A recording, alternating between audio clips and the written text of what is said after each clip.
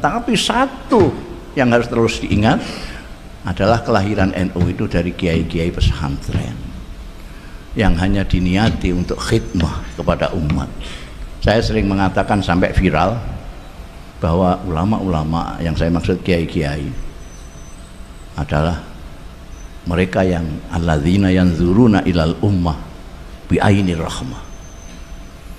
Mereka adalah orang-orang yang memandang umat dengan mata kasih sayang, karena mereka adalah penerusnya Rasulullah Shallallahu Alaihi Wasallam yang disebutkan dan diberikan oleh Allah sendiri sebagai laqad ja'akum rasulun min anfusikum azizun alaihi ma'anittum. Alhamdulillahirabbil alamin wassalatu wassalamu ala asyrafil anbiya'i wal mursalin sayyidina wa maulana Muhammadin wa ala alihi wa sahbihi ajma'in, amma ba'd.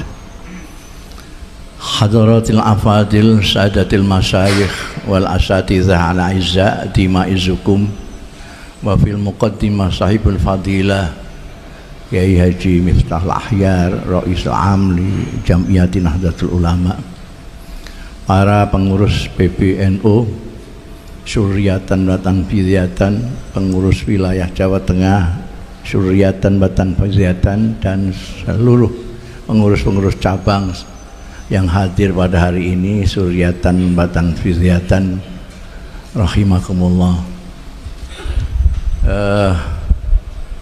Beberapa hari yang lalu Ketua dan Rois cabang Rembang datang ke saya mengabari kalau tanggal 29 akan ada pertemuan PBNU dengan cabang-cabang se-Jawa Tengah.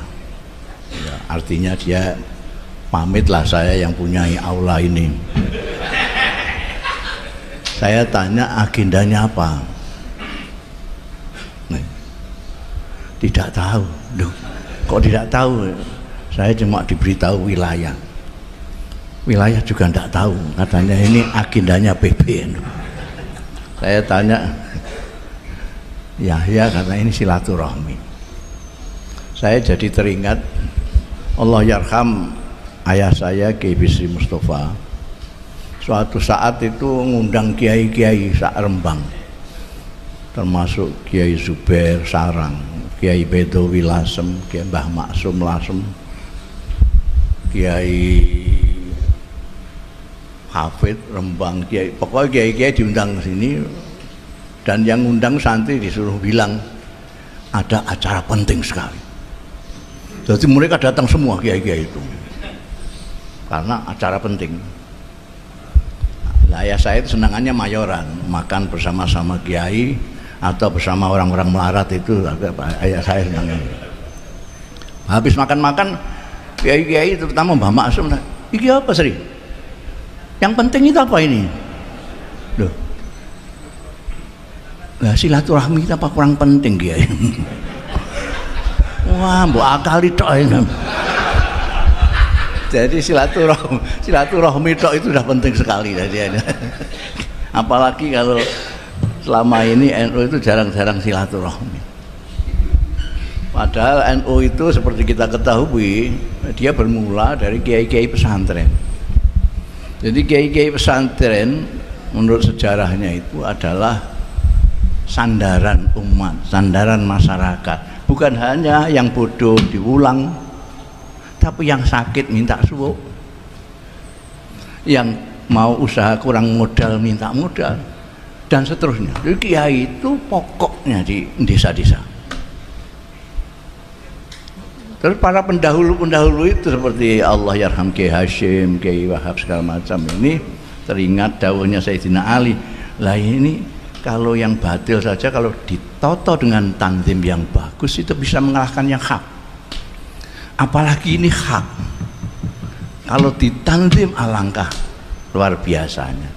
Lalu ditanzim kiai-kiai semua adakan perkumpulan mendirikan Nahdlatul Ulama. Ini syariatnya. seperti pidatonya Rais Am tadi, semuanya syariat. Karena saya lebih tua di sini, paling tua, saya akan bicara hakikat. Sampean mudeng atau tidak, enggak urusan saya.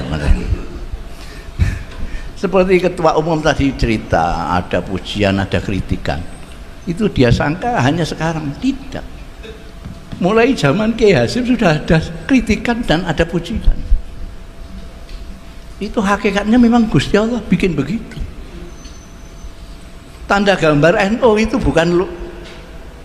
bukan ciptaan pelukis, bukan. Kalau tanda gambar PKB itu saya yang bikin.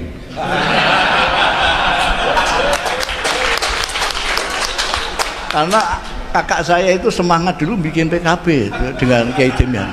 Saya adiknya diperintah untuk gambar, wis iso gambarin. Saya niru NU sidik-sidik gitu aja. Tapi Nahdlatul Ulama yang gambar jagat tadi itu, yang ditafsirkan oleh Rais Am seperti tadi itu, peradaban dunia saat itu, betulnya tidak ada pikiran gitu-gitu. Kiai Ridwan itu ngipi gitu aja. Ngipi ada gambar seperti itu. Lah sekarang orang tidak tahu kalau tampar tali yang mengelilingi jagat itu, buhulnya 99. Tidak ada orang yang tahu itu.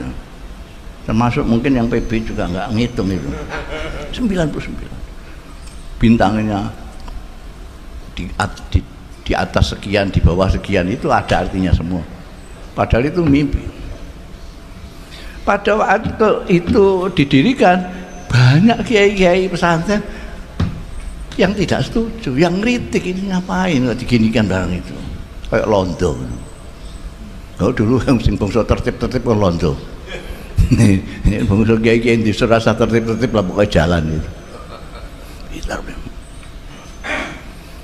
Pada waktu itu sudah ada kritikan, pujian juga sudah ada.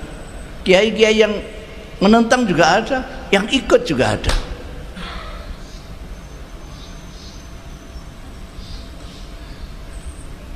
Kenapa demikian? Itu sudah kersane Gusti Allah. Ini ya, bicara hakikatnya di sini. Kersane.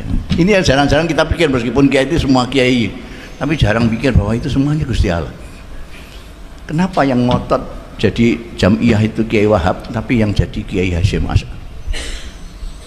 Ketuanya cuma Gipo, Haji Gipo itu tidak ngalim tapi bisa bahasa Belanda. Itu Gusti Allah. Sampai zaman Kiai Wahab sampai Kiai Bisri Samsuri, terus ke sini. Semua sesuai dengan zamannya, sesuai dengan kehendak Allah Subhanahu wa taala.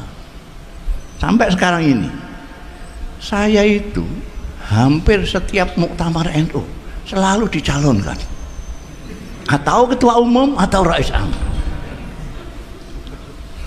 Ngecainya sampean. Ya. Di Lirboyo saya dicalonkan ketua umum. Di Solo ya, itu. Di Jombang saya dicalonkan dari Rais Am.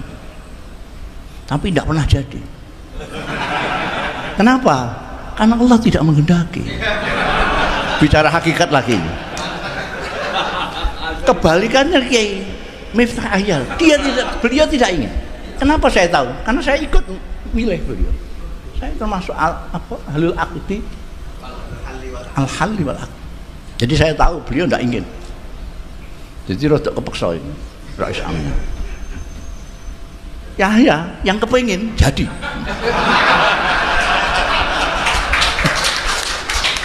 Itu semua Gusti Allah Ta'ala. Jadi terima saja apa yang ditetapkan oleh Allah Ta'ala.